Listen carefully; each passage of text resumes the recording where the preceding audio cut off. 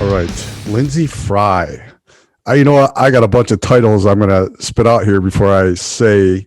So I'm speaking with Lyndsey Fry, former Harvard hockey player, U.S. Olympian, now radio play-by-play for the Coyotes, Phoenix Coyotes. Wait, they're Phoenix Coyotes, Arizona or Phoenix? Arizona. Okay, Arizona. Arizona. Yes. Did a little rebrand. Arizona Coyotes, and then you know what? You're pretty much the face of women's and girls hockey in Arizona. I would say you're like you probably the Austin Matthews for women's hockey in Arizona. That analogy has been said before. No, we have a lot of amazing women here who have come back and are making a difference, and I'm thankful to be a part of it. Yeah, because I know Lyndsey from way back. I was training her and her little brother for a little bit in a front yard at a friend's house. They're friends, and we do a Jules and stuff. And then next thing I know, I see she's playing in the 2014 Olympics. Now, let me ask you, because I have a question about that. So you guys dominated first two periods. I mean, 2-0 into the third. What I mean. Was it a coach's decision to just kind of play not aggressive, or because it's just you guys had them? Yeah, honestly, I think I've blocked a lot of it out. I mean, I'll be totally transparent. I was sitting on the bench for a lot of it. I was very much like the fourth line grind role. Yeah, I mean, I think it's one of those where I don't think the game plan was ever to sit back or not play aggressively. I think it was one of those where, you just Canada made a couple great plays right at the end. To say that, we just disappeared in the third period, I think is a little tough. I think it kind of shifted over to some game management. But yeah, I mean, Canada, they're a good team. They capitalized on their chances, and unfortunately, we ended up losing the gold. And there are a lot of people who are like, oh man, if Kelly Stack's shot had just been 2 inches to the right. And I'm like, the only reason she even got to take that shot at the end of that game was the ref got in the way of Canada trying to get the puck in the zone. So I don't know. I mean, that's the beautiful thing about hockey is in a lot of sports. It's just anything can happen on any given Sunday. A lot of it is, it's who's going to work hard, who's going to be the better team each and every shift, there's so many different components to it. So as much as, it slipped away from us, what an incredible moment for women's sports for Canada. Yes. And there's just, I think for me, I always had a little bit of a different perspective. Obviously I wanted to win. We all wanted to win. But I think for me, winning went a little deeper just as far as being the first male or female from Arizona to even get to play in the Olympics for ice hockey. I always just looked at it as man, just even being there, being able to say that is going to enable me to do so much back at home and make such a difference and an impact that I think, that moment's always going to sting, but I don't know. I've always had, I think, a positive outlook on it, and it's been good so far. Oh, totally. So let me ask you this. When you got elected to play for the team, how was that feeling to know that you made the U.S. women's hockey team? How was that feeling? Yeah, it was surreal. I mean, I was never a guaranteed player on that team. There were women who had been to every single training camp for the 8 years previous to that and had played on every single world championship team previous to that. And I had played one senior team event. That's it.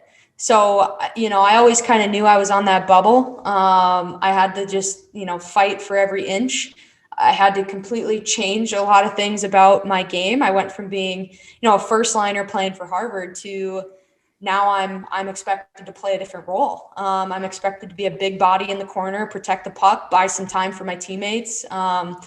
And it was just a completely different style of play for me. So I think with how much I had to adjust and adapt and just work and grind to make it onto that team, I think it was just, it was surreal. And I think the biggest thing I thought about was oh my gosh, how did a little girl from the desert of Arizona pull this off? And I think the thing I just kept coming back to and having so much gratitude for was my family. I mean, Yeah. if they didn't just jump in, I mean, nobody in my family played ice hockey before me. Nobody, not a grandparent. Like my grandparents were humble farmers in Iowa and Utah. Like it was just not something that my family was familiar with, but I loved it. And they jumped in, head first, and we're like, we're going to support, your passion. And not everybody has that. So, I think for me, the most amazing part of making that team and getting to go was really just being able to share that with my family. I saw it as like the ultimate thank you to them to be able to live out that dream. Did they make it to over there to watch the games? Oh yeah. Okay. I had my parents there, my brother was there, my best friend was there, my parents' best friend, my grandparents on my dad's side. Like I had probably 8 people that went across the world to come and experience that. And that was that was incredible. You know what I love is that the women's hockey team and the women's soccer team are always contenders, consistent.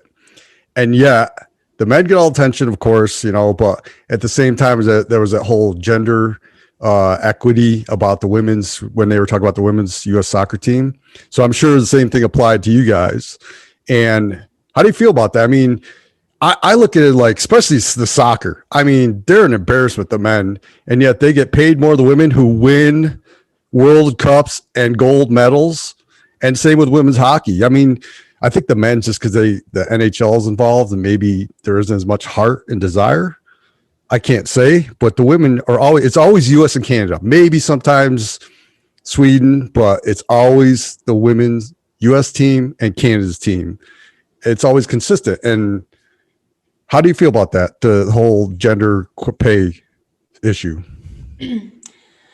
Yeah, I mean, look, when I retired, it was a lot easier to make that decision knowing that I wasn't walking away from some giant professional contract. So I think it's something that, a lot of women are continuing to fight for. Unfortunately, there's only so much I can talk about in this space right now, just because there's a lot of work going into it at the top. But yeah, I mean, I guess the biggest thing I will say is I think the thing that athletes and fans and everybody in between that has a vested interest in the success of girls and women's sports and women's professional sports, I don't care which sport it is, it has to be an entire ecosystem. Fans you can't rely on the fans of male sports to come over and like economically feed your women's sports league. You have to organically build a fan base that's there to watch women's sport, not watch a sport that women happen to play, if that makes sense. I mean, you want them to be fans, genuine fans of the women's game. Because if you don't, all they're going to do is, if you try to bring over, and not to say like there aren't people who love both, there absolutely are. I guess what I'm saying is you can't have the mindset of, oh, well, we just have to convince the fans of the men's version of our sport or the men's teams to come and like ours. Because all they're going to do, if they're not genuinely interested in women's sports, is they're just going to compare. And they're going to go, oh, well, this is slower. Oh, this isn't as physical. Oh, this isn't, whatever. And so I think in order to build that fan base, that's where one of the reasons I take a lot of pride in what I do growing the youth girls hockey here in Arizona is those are your fans. That if you can continue to build the grassroots girls and women's hockey initiatives, you're going to build the fandom for professional women's hockey. And so I think, I think soccer's probably ahead of hockey. We still have a lot of growth to do, and I can say that being in a non-traditional girls hockey market. But I think, and obviously basketball is a step ahead. And so, I can't get too much into the logistics of women's professional hockey, but I do think that, the women have every right to fight for what they want and fight for equality. I do think that, as someone who's now a businesswoman, there are a lot of other components that go into that rather than just, pay me my salary because I deserve it. It's like, well, we have to build the fan base first. And then, yes, let's make it happen. So, yeah, there's a lot of pieces and parts. I think, these women, if nothing else, I will say, I know for a fact, because I've done it, these women train equally as hard as the men. There's Without a no doubt. question. They compete as hard as the men. They care as much as the men. So that piece isn't the question. It's all the external factors that unfortunately a professional league is dependent on that have to come into place. I mean, as a fan, I love both men's and women. I met Cami Granado. So my buddy Dave Good, he's been with Nashville. He's their strength coach. He's been with them since 2004, I think. And he used to be with the Kings, and I went out there to see him there. I actually got interviewed to be, like, long story short, the King. He was getting promoted to be assistant strength coach with the Kings, and I got the job offer to be their Long Beach Ice Dog team at the time, their strength coach, and the pay wasn't worth the move from New York to California. But anyways, he knew Cami Granado, and she was doing a photo shoot, so that was cool. I got to meet her. She was doing a photo shoot, and that was like '98, so that was like when she was Cami, the face of women's hockey. Oh, yeah. But Yeah. I've always loved, especially when the Olympics come around, I love watching the women's team. I love watching you guys play. That's why I was like, when I still remember that 2014 game, and I'm like, oh, it was so heartbreaking as a fan to see that lead just boom. And but anyways, hey, and then another question. So, you're talking about coming from the desert. How about Harvard? I mean, not only that, Harvard's a Ivy League school, and they traditionally recruits, the private school kids from the Northeast and everything. And here you are in Phoenix, Arizona, getting recruited to play at Harvard. And Harvard's, like, for women's hockey, is one of the premier places to go. How was that feeling? Yeah, I mean, I think so. The Ivy Leagues don't really give your traditional athletic scholarship. So I think they actually have a little bit of a harder time getting some of the top players to come to their school, because some of the top players are like, I just want to focus on hockey and I want school to be a little easier, whatever. I had a different mindset. I was like, man, I've spent so much time on my sport and training for my sport. And I did well in school, but I was never the kid taking like 7 AP classes. And so I think for me, I always viewed getting to go play at an Ivy League school as like the ultimate reward for how much time I was putting into my sport day in and day out. So I think, from there, in that respect, I was a little bit of an easier recruit. I really kind of honed in on Harvard and Cornell.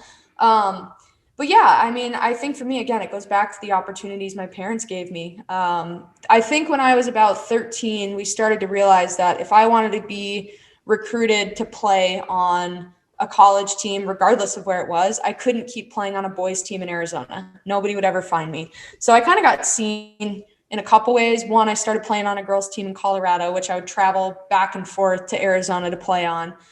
We'd go to tournaments where there were scouts, things like that. And then the other way I got seen was there are these USA Hockey camps that you can go through in the summer where you go to your state camp. From there, you can get selected to go to district camp, and then you can get selected to go to national camp. And all the D1 scouts are at national camp. So I did that for 4 years, pretty much all through high school, and was seen there. And yeah, so it really came down to Harvard and Cornell. And at the end of the day, I needed a little bit more of a city than Ithaca, New York was going to provide. Yeah, So I loved my time in Cambridge. that's where I grew up, is just south of Ithaca, New York, in a place called Shenango Forks, which is much smaller than Ithaca. But I used to love Ithaca. As far as scenery, in the spring, summer, and fall, Ithaca is absolutely gorgeous. Oh, Yeah, yeah. it's definitely like it's a college town, and that's it. There's no Boston. There's no, so I could understand your choice if you want to go to, you definitely want to go to Ithaca. But anyways, so you go to Harvard. And then how did you end up getting hooked up with the Coyotes? Because I know you weren't doing, we'll talk about what you're doing now, but at first you were just doing some kind of marketing or something, weren't you? I've bounced around roles in my tenure. So when I first started with the Coyotes, it was more part-time, just like appearance work here and there.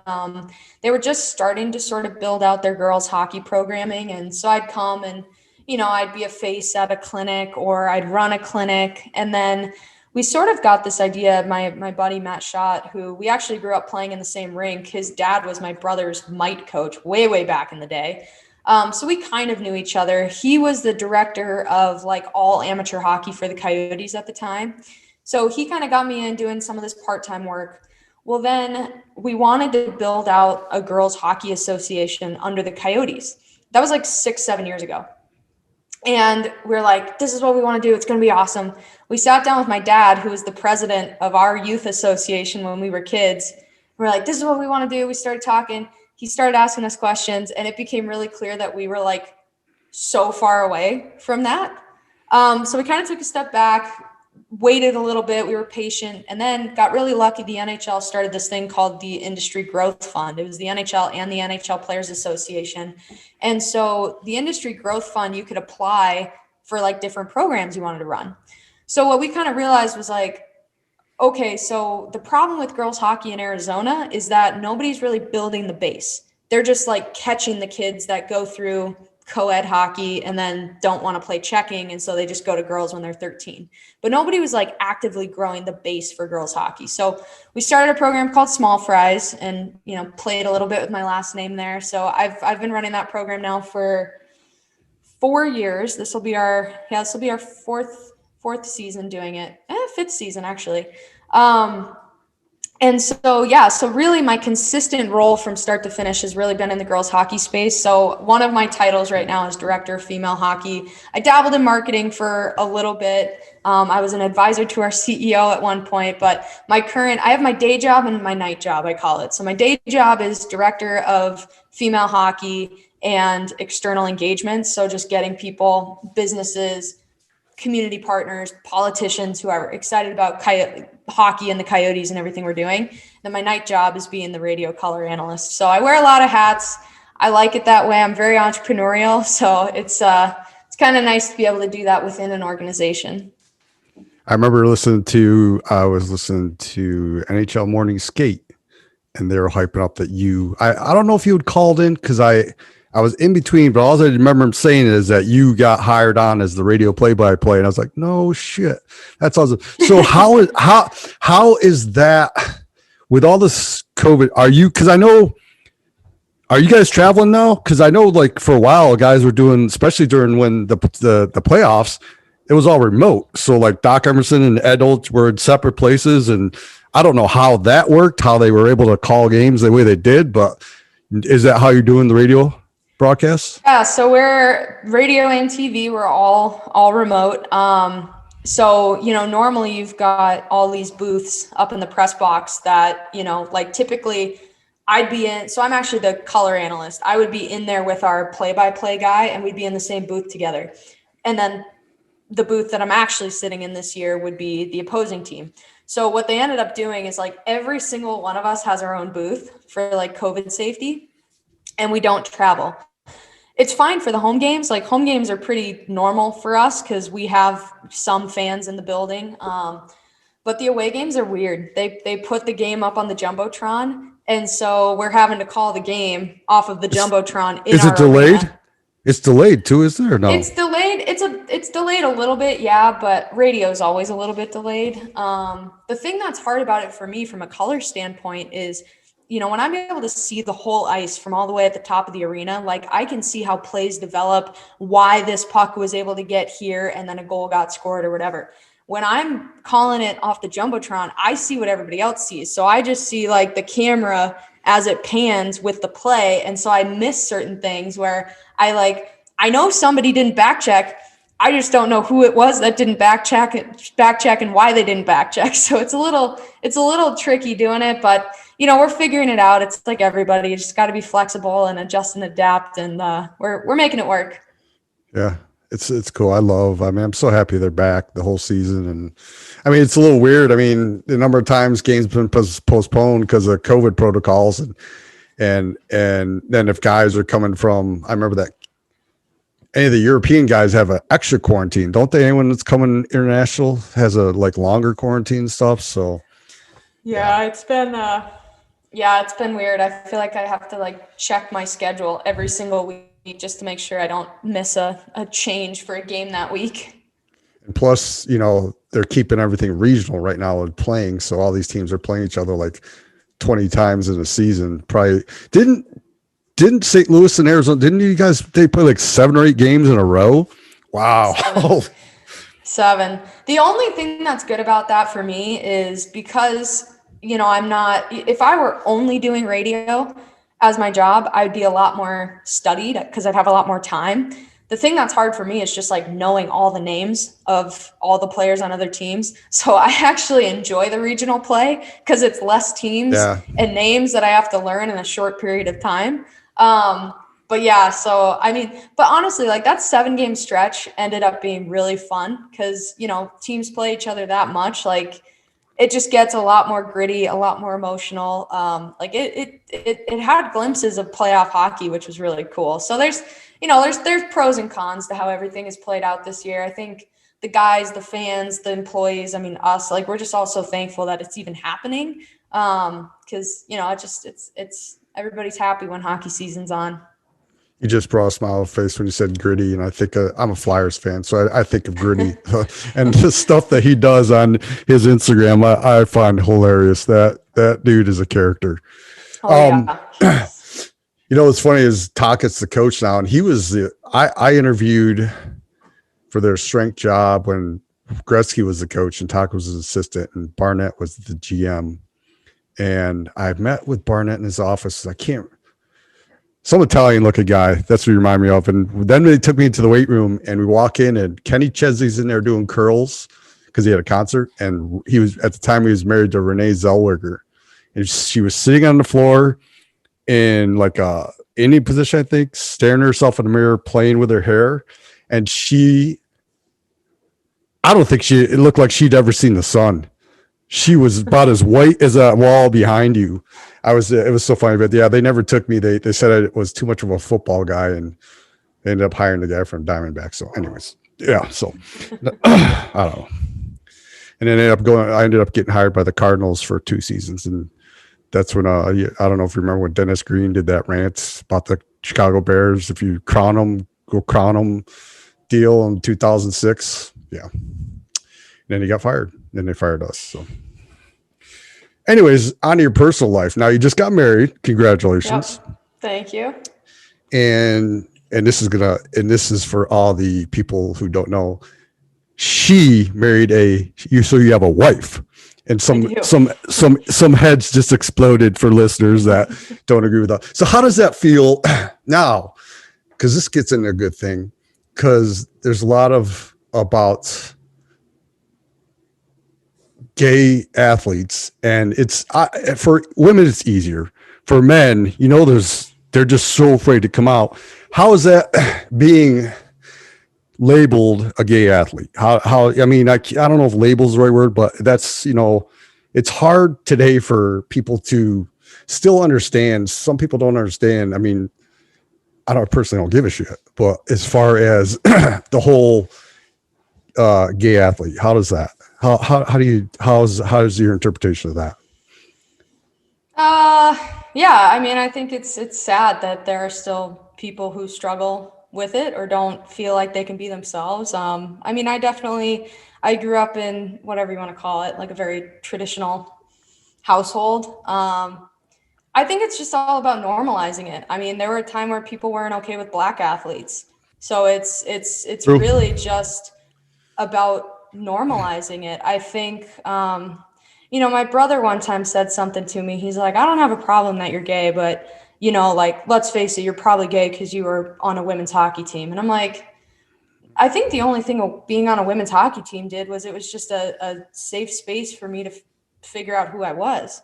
You talk about it, like you said it, right? The assumption is, oh, well, it's easier for women than it is for men. Well, that's a cultural shift that needs to happen in men's sports. And you said it, right? Like there's going to be people who are going to shut this off when they hear this because they don't want to talk about it. And it's like, it may be your son, it may be your daughter, it may be your brother, it may be like, you just don't know. But if we don't create a safe space in any sport, I don't care if it's hockey, I don't care if it's men's, women's, basketball, swimming, like I don't care what it is. If we don't create a safe space in sport for kids to be themselves, kids are going to quit. Or worse, they're going to pretend they're not who they are. And it's just, it's not good for anyone. So, I mean, I guess the only thing I would say is for people who are listening, who are still uncomfortable about it. Look, my parents struggled. Now I'm pretty sure they like my wife more than they like me. So they, they've come a long way. And my mom uses an analogy. I don't necessarily know if I agree with it, but it's how she felt. I mean, I have to be respectful of the fact that, she has her feelings just the way I have mine. And she always describes it as like, it was kind of like putting on an itchy sweater. Like it's itchy, it's awkward, it's uncomfortable, but the more you wear it and the more you talk about it and the more you experience it, the more comfortable it gets. And I think that's the biggest thing in sports, particularly in men's sports, where we have to get is just like have those uncomfortable conversations. I think the fact that, gay slurs still happen in men's professional sports is that, to me, that is as equally unacceptable as, it's so easy for us to look back and be like, oh my gosh, how are people yelling the N-word at Jackie Robinson or Willie O'Ree or some of these, incredible Black athletes. And now, in some sports, they make up more than 50% of the sport because they're phenomenal athletes. Like, that wasn't that long ago. And I think in some sports, that's still how gay people are being treated. So it's, you're going to have people who are going to disagree. But all I will say is, just ask yourself what it would feel like to be an athlete. All you want to do is play your sport and feel like you're not allowed to talk about your significant other with your teammates. It's pretty twisted when you think about it. Yeah. I have a nephew who's gay, and you talked about not being able to be themselves. And his coping mechanism was drinking.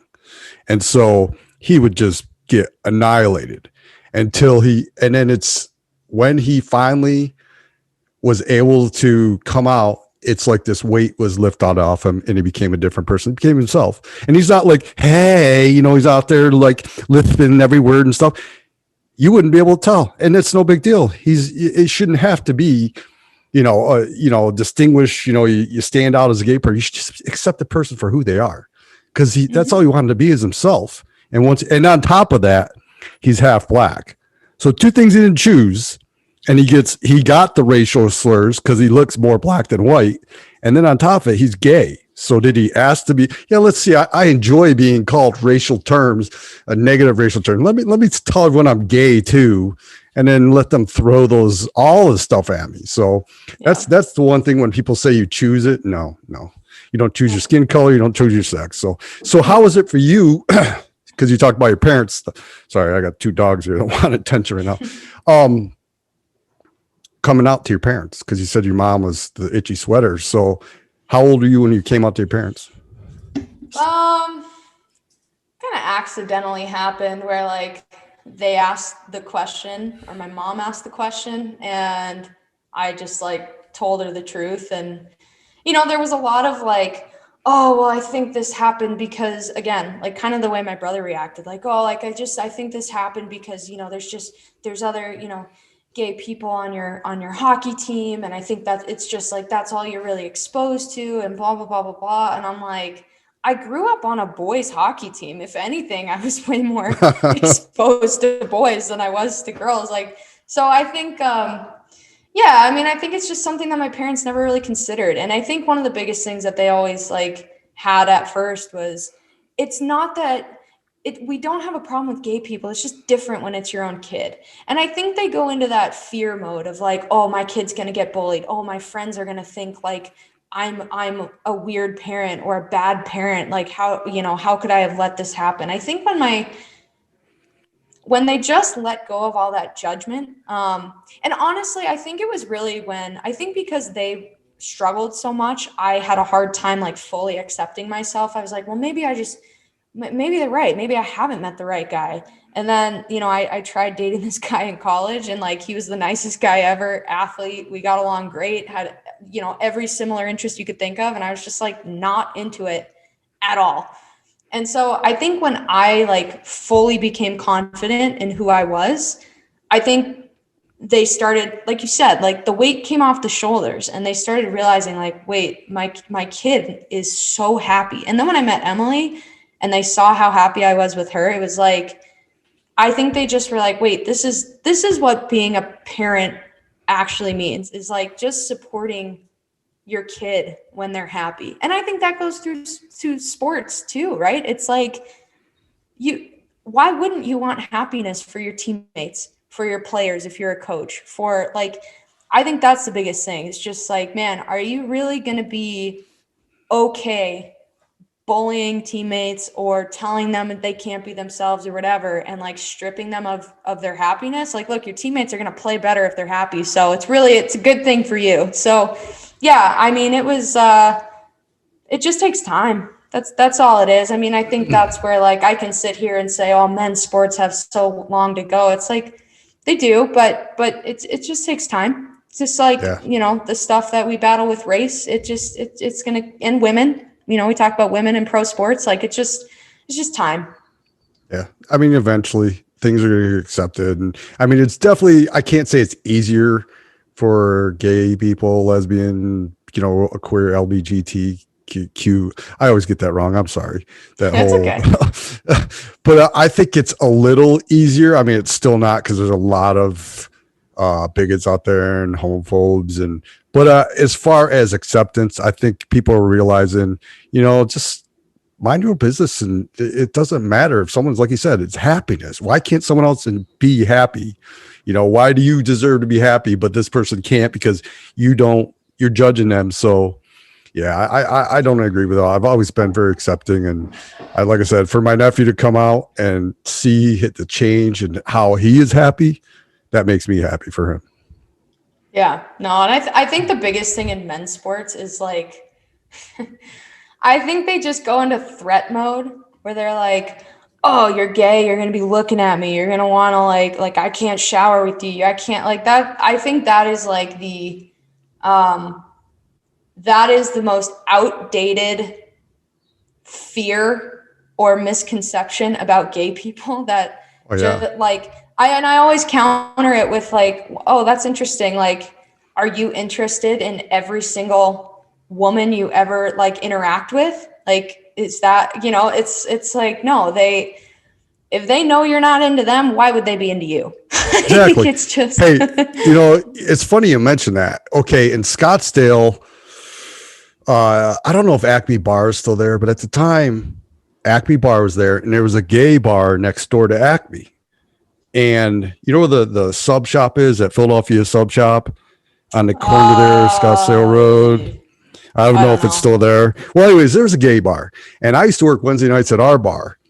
And Wednesday night there was the night, and we were dead. And their bartenders would always buy food from us, and at the end of the night, I would go collect the money. And I knew the guy at the door. He used to work at our bar, and I'd always go over and talk. And some of the things I saw were very entertaining. That's all I can say. But then at the end of the night, I'd have to go inside the bar. And like you said, they know. And I was kind of offended that I didn't get hit on. I'm like, which I didn't care. But at the same time, it's like I'd walk in, bar filled with gay men, and not a single one would hit it. Because they, like you said, they know. People, you can tell. Not like they send out vibes, but I don't know.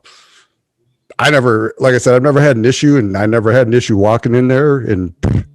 But yeah, it's just funny how you mentioned that. And I remember that I'd always walk in there, and then I'm like, why aren't I getting hit on? I never got hit. Or like, why does it have to be any different than like, if a woman were to approach you and you're not interested, just say, hey, no, thanks, I'm not interested. Yeah. Like, why does it have to be any different with anybody, right? Like, it's just like, say, hey, no, thank you. Why does it have to go into like macho threat mode? It's just like, I don't know. I think it's just so outdated. It's very outdated. And there's guys, that still carry that, men are this provider and all that stuff. It's like, come on, dude. We're in a 2021. Anyways, so your wife, I know she's a dietitian because I commented on your cute little lunch pail there with the vegetables on and stuff. Is she from Arizona as well?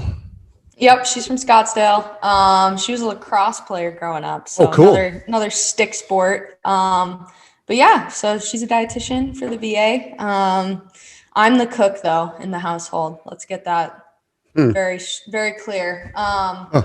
So yeah, we've been together for 5 years, 6 years almost. And yeah, Did she I get think you that's the other excited? thing too that's so funny is like like people are like almost surprised to hear how like normal our life is. Like I think there's this misconception that gay people live like these weird, extravagant, crazy lives, and it's like, oh, we both work, we have a house, we have 2 dogs. That's pretty much that's pretty much it. Did she get you into lacrosse? Have you played lacrosse at all? When she was coaching a high school team, I jumped out for like a practice or two. I mean, I can handle a stick, not, I definitely can't switch my hands because that's just like foreign for hockey players.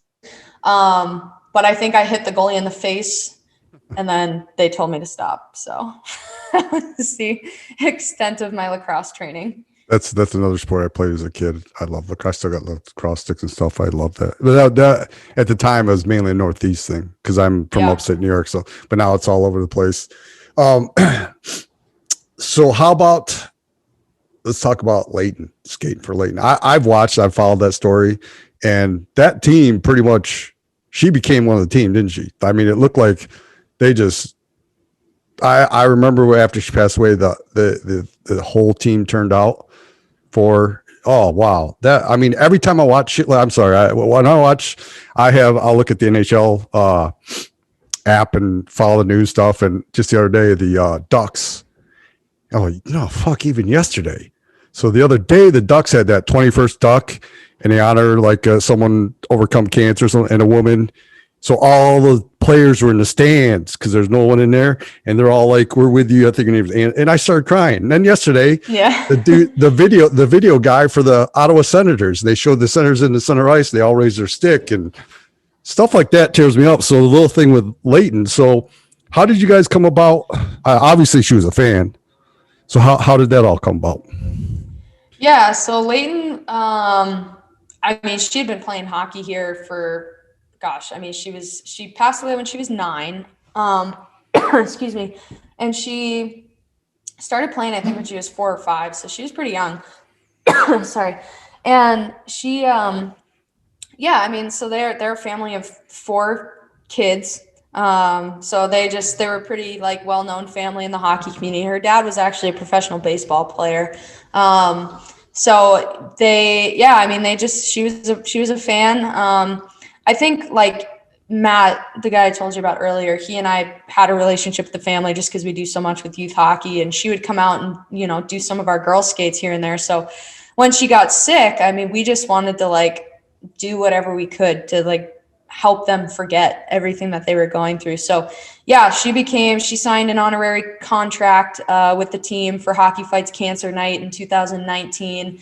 And the guys just embraced her. I mean, she was just such a positive kid. She was so cute, so funny, so sweet. And yeah, so they just like really adopted her as one of their own. And she would send them videos from the hospital, like before games, they would send videos back. So it was awesome. And so, it was heartbreaking for everybody. I think just in the Arizona hockey community when she passed away, our players, were pretty beat up about it. We were all pretty beat up about it. And yeah, so I just, I wanted to do something good to keep her memory alive. That was the thing that, is most important to her family is like, their biggest fear is her being forgotten. So I'm like, I came up with this idea to basically rollerblade across Arizona and skate about 100 miles, 96, and skate to all the rinks and raise money for a Leighton Accardo Memorial Scholarship Fund. And that was Skatin for Leighton. And so, we wanted to do something. Like Leighton was the kid who she played baseball and she played hockey. Those were kind of her 2 main things. She did a bunch of other stuff too, but she was always the kid who like always wanted to invite people out to like try the things that she loved. And so we're like, let's put this money toward helping more girls like Leighton get into hockey because that's what she loved to do. She would always have her birthday parties at the rink because she wanted kids to come and try skating. And then hopefully they got into figure skating or hockey or something. So so that event was last Sunday. and it took me like 14 hours. It was a grind, but totally worth it. Our goal was to raise $49,000 because Leighton's number was 49, and we ended up raising $75,000. And we're gonna do this annually. Like, that's kind of my personal mission and promise to her mom, is like, as long as I'm around, we're gonna do this event to make sure that Leighton is, memorialized forever. So, it'll probably look a little different. I probably won't skate 96 miles every year, but we'll figure out some ways to do it. Almost like, here in Arizona, the Pat Tillman run has been going on, forever, to honor him and his legacy. So something kind of like that. Cool. That's awesome. Yeah, I see that. And then, how's it? So you picked the perfect time of year because it obviously wasn't the heat that you could experience. And I saw you training for it all those times. And then I noticed that you put up warnings like, don't come with me, because it was kind of disclaimers so people wouldn't get hurt, I'm guessing, in case they decide to go the entire route with you. Well, it was that, because it was like, if I had a police escort to keep me safe. So like, if I had, 5 kids start skating with me and one of them falls, like, I wasn't stopping. So it was more like just the liability of like having people out on the course with me and not being protected by the police, or if like they got injured or whatever. So like, between that and then just like COVID safety, I mean, I don't know where like random people have been, and I wasn't wearing a mask while I was doing this. So what we want to do is like figure out a way to have it be an event where more people can skate and participate, but like create a more contained environment. I mean, like, I had 5 police cars escorting me and like getting me through intersections and stuff. So it took a lot of coordination to make sure like one person was safe. That was that. Yeah. So that was kind of the safety concern there. How long did that take to organize to get law enforcement involved and like get a path? Because you had to get to all those rinks, you had to have a route. So how long did that whole process take? All in with a lot of different people. I mean, the whole thing was planned in like 4 months. So it took a long time. It took coordination. I got lucky on the escort. I played hockey as a kid with the sheriff's son. So he was eager to help out. But yeah, I mean, like, when you do an event like that, I mean, it takes marketing, it takes your foundation, it takes all of the rinks and the youth hockey associations to buy in. It takes the ticketing people to help set up even just like the platform to be able to donate money. It takes your web designer to help build out the website. Like, I mean, really, this was probably one of the most coordinated efforts that we had. And like, I mean, think about that, right? Like, you're already short staffed because of the pandemic. The season's getting ready to start, so you're stressed about that. And all of a sudden, one of your coworkers comes in and is like, "Hey guys, I want to do this crazy idea, and I need all of you to like add it to your plate of things to do." And I think the coolest thing was just seeing, like, that was how much Leighton meant to people, even in our front office, who like didn't even know her, is they were willing to take on that extra work to help make sure this got done so that Leighton's legacy could be honored. That was like the coolest thing ever. And that's what sports are there for. Well, I didn't Rick Tocchet, didn't he skate with you once or twice? I saw some pictures of that. Yeah, Talk jumped out with me. He did a little training skate before he ended up, now they're technically in the bubble, but yeah, and then Tyson Nash skated with me for a little bit for the actual day. Shane Doan skated with me for a little bit, and it was so funny. I was like giving those guys so much crap. They're like icing their feet after 2 hours, and I'm like, you guys have barely even been out here, but they were awesome. Yeah, and I'm sure if Tocchet says this is going to happen, it's going to happen because he's the coach of the team. So, and I loved him too, because he was a Flyer back when I was a Flyer fan as a kid, and him and Peter Zezel on the same line. So he talk about grinders, man. Isn't that nose of his all crooked and stuff? Yeah, I love Rick Tocchet. So how do you think the team this year, what's the outlook? I mean, they're not bad right now, right? They're above 500, aren't they? Yeah, they struggled the last couple. I mean, Avalanche came through, and they're a very, very good team. I think the Coyotes, they won that, if you want to call it a series, that's 7 games against St. Louis, also a very good team. I think the Coyotes, They got 4 of the 7 games there, so they technically won the series. I think they started building a lot of confidence, which was good. I think, and then they had 2 like crazy comeback wins last week where they were down 3 goals twice in a row and came back and won against Anaheim. So I think I think what they're realizing is like they're not good enough. Everybody's played on a team where like you get down a couple goals, you know you're good enough to come back, and like you know that you never want to take a shift off or take a period off or take a game off, but you know you're good enough to always get back into it. I think the Coyotes kind of got into that mentality a little bit of like, oh, it's like we'll be fine. If we take off the gas pedal a little bit, we'll be fine. I think what they're realizing now is like, yes, are we good enough to compete with any team in the league? Absolutely. But we can only do it if we compete every single shift. And so I think it's going to be, I think they got woken up a little bit by the Avalanche. But I mean, when everybody's healthy and they're playing a full 60 minutes of hockey, they are a very good team. So it's going to be an interesting rest of the year. I'm excited. Oh yeah, your goaltender Kemper's a stud. And is Ranta still there or no? Yeah, Ronce is still there. He had another injury, but he's back. Yeah, and then even like I mean, Aiden Hill is the third, and he's been playing. I mean, he was like the hero of the game against Anaheim, one of the games last week. So yeah, I mean, goaltending they're really deep. Scoring has like been a problem in the last few years, but they're finally starting to kind of turn it on a little bit up front. But yeah, I mean, it's really just like I think they're buying into the system that Talkett has in place more than they have in the last 2-3 years. I think it really just comes down to you can't take a night off. You can't take a shift off. Like you're not good enough yet to where anybody can do that. You have to keep competing every single night, every single shift, every period, every game. I know.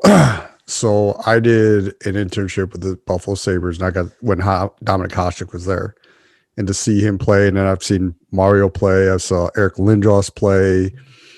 Matt Sundin, guys like that. How is it? Who have you seen? You know, besides Shane Nolan, because I know you look up to him. Who's some of the players that you've seen? You're like, wow. I know if Connor McDavid hadn't been come down that way, but have you seen him play? Oh yeah, yeah. I mean, are you asking like in general or on the Coyotes? Yeah, like who? No, in general, who are some of the players you're just like you just are so excited to see play? Oh, I mean, McDavid, Nathan McKinnon, Austin Matthews, like those are kind of some of the big stars of today. I mean, there's probably a lot more than I'm not thinking of right now, but like I will just tell you that watching the game from the press box, everything slows down a little bit when you're watching from that high up. It was like a stark difference when the Avalanche came through and you had, you know, McKinnon and Rantanen and Landeskog and those guys, Kadri, like they just play so fast that you like even up that high, you notice the speed of the game. And so I think like, you know, the league is changing in that it is all about speed now. I think, you know, physicality is still really important. That's the only way you're going to beat a team is that fast, is disrupting them by still being physical. But teams win on speed now. And that's why, like, anytime we're working with youth players, it's always like you've got to pick up your speed. If you don't have speed, if you don't have skating ability, you're going to struggle to make it to that next level. Yeah, you're right about the youth and speed are taking over. Did you? So I remember when Matthews came in the league, and he has not. I remember that first game, 4 goals, and he has not. It wasn't a fluke. Now he's leading the league in goals. Did you get a chance to play with him at all when he was growing up? Before he played a season with my brother when I was playing in Colorado in high school. So I'd come home and like practice with them here and there. And it's so funny. I mean, at the time, he was really young. He was really little.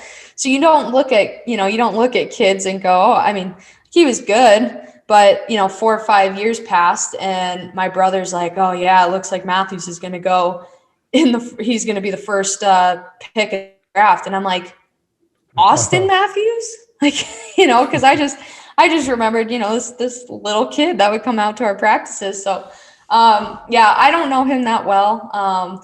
It's cute. I mean, my brother is one of our videographers, like I told you. So whenever, in a normal year when the Leafs would come to town and Austin would walk in and my brother's the one there filming him, he always would like go up and give my brother a hug. And yeah, I mean, I think the cool thing about Austin is like he could be anywhere in the world in the summer, and yet he comes home to Arizona when it's 115 outside. Like he's very proud to that, he's from here. He actually ended up having like McDavid and a bunch of other pros down here to train with him this summer. I remember that. Jonathan It's Tays, cool. McDavid. Yeah, I remember that. So Yeah, he's proud to be an Arizona kid, and I think that's something that's really cool.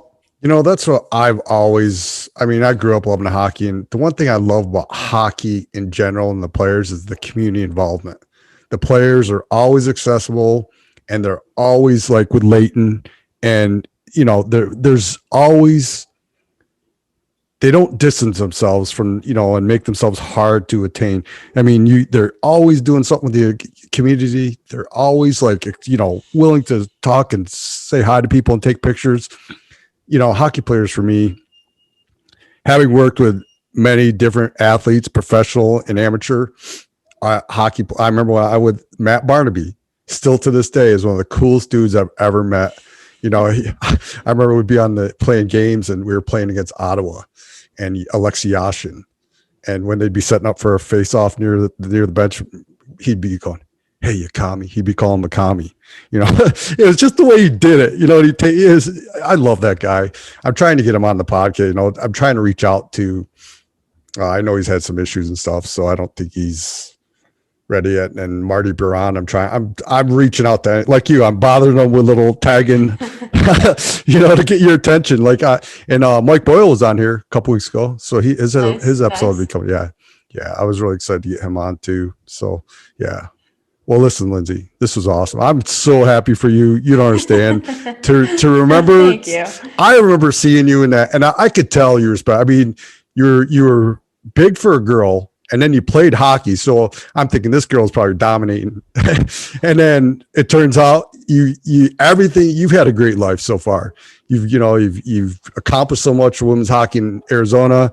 You went to Harvard, played the Olympics, won a silver medal, and now you're working with the Coyotes hometown team. That, I'm really happy for you. I really am. This is awesome. Yeah. And, I appreciate that. Yeah. So thank you for coming on. I appreciate we finally got to talk after all this time. Good luck doing the color analyst for not play by play. And say hi to your brother for me. I don't know if your brother will remember, and say hi to your mom. And then if you see Diane, I don't know what she's up to, tell her hi too. So it was great to catch up. Kid number 8 is still playing youth hockey. So I think they've got 2 that are still playing. So yeah, they're still in the mix. I still see them at the rink every once in a while. So I'll definitely pass it along. And yeah, no, I appreciate this. And thanks for, digging into some of the hard conversations that are always important to share. So I appreciate that.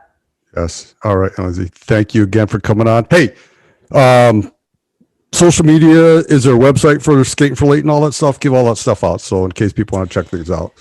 Yeah. So I don't know when this is going to go out, but as of right now, it's arizonacoyotes.com/Skatin for Leighton.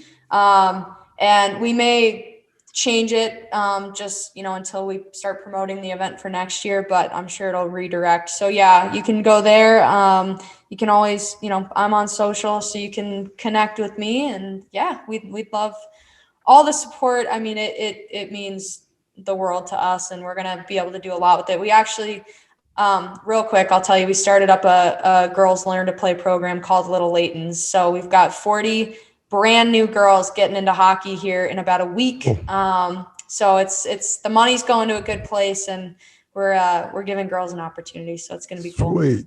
Good. And it's Instagram. It's just at Lyndsey Fry, right? Is there anything? It's Lyndsey. Yeah. It's just make sure you spell my name right. It's Lyndsey. Yes. And then FRY. So yeah, you'll find me on there, or you can always follow my Fry hockey accounts. I've got plenty of places. Sweet. Lyndsey, thank you again. Have a great night, man. I don't know. Awesome. Have a great night. Yes. Bye, Lyndsey. Bye. Thank you.